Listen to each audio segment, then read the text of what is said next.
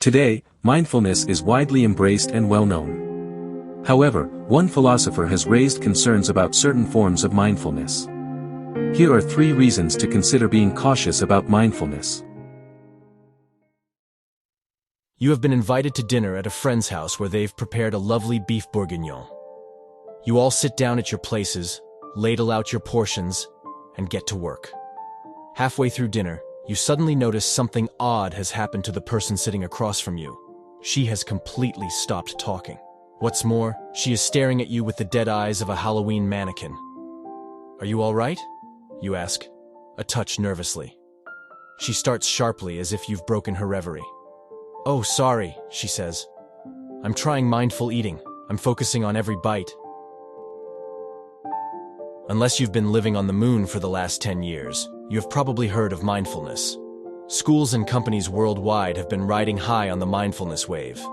Mindfulness apps get millions of downloads, and mindfulness coaches are paid millions of dollars. People swear by its efficacy. The problem, though, is that mindfulness is a building constructed on shaky foundations. According to Odysseus Stone from the University of Copenhagen, mindfulness makes 3 big philosophical errors.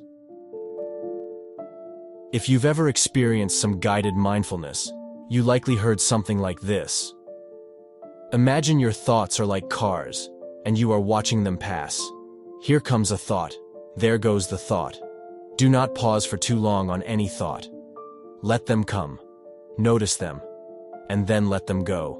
Mindfulness is all about not attaching too closely to any one thought. It's about acknowledging thoughts but not indulging them. But is this right? Sometimes this strategy is undoubtedly good. Losing sleep over a presentation you have in the morning or obsessing over a dentist appointment is silly. The second key element to mindfulness is that you need to take control of your attention.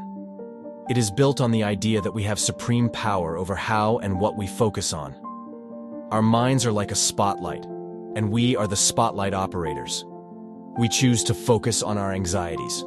We choose to dwell on the negative. The problem, though, is that this is a vastly oversimplified view of the psychology of attention.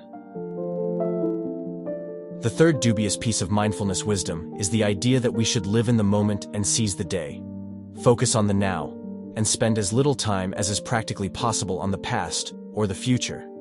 The problem, though, is that the idea of now doesn't actually exist in how we experience the world. Of course, none of this is to say mindfulness is bad.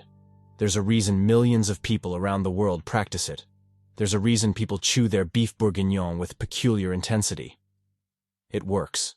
For the vast majority of the trivial worries in our lives, letting go of thoughts is sound wisdom. Taking greater control and responsibility for what you give your attention to is great advice. And spending less time dwelling on the past or worrying about the future will probably make you more relaxed. As with almost all philosophy and self-help fads, moderation and sensible application is key.